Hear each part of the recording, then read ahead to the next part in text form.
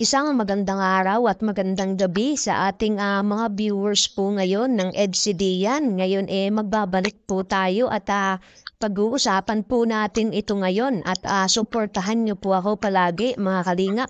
Ngayon po may topic po tayo. Beyonce plano na palang bumitaw sa love team. Pero Kalingap Rab may request po sa kanya. At edo natin magpapaalam na kay Kalingap Rab sa anong dahilan po kaya.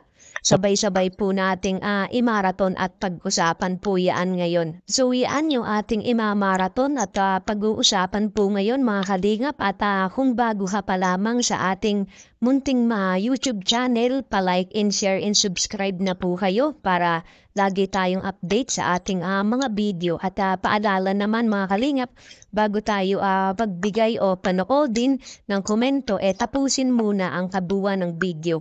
At suportahan din natin si Kuya Bal sa mga araw-araw nila na pagtulong at lalong-lalo na si Kalingap Rab. Lagi po nating suportahan at imaraton po ang kanilang pag-charity.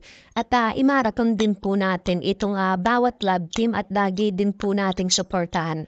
At so yun, pag-usapan na natin mga kalingap ngayong usapin na lalo may mga dumarating na issue na ito palang si Beyonce plano palang bumitaw na dito sa love team.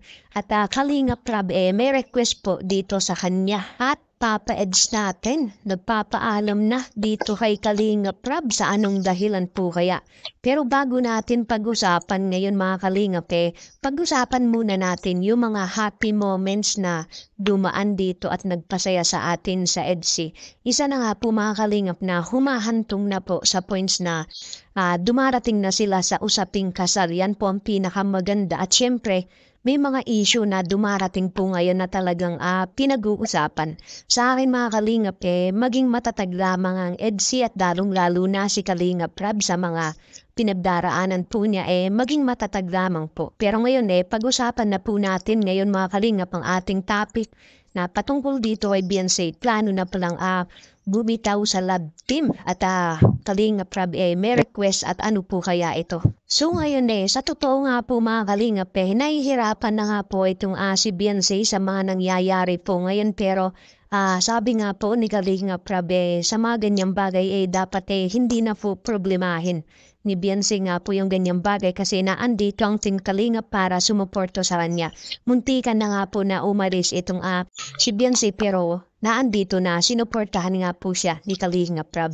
Ito yung pinakamaganda na ginagawa ni Kalingap Rab na maging matatag ang kanyang mga beneficiary.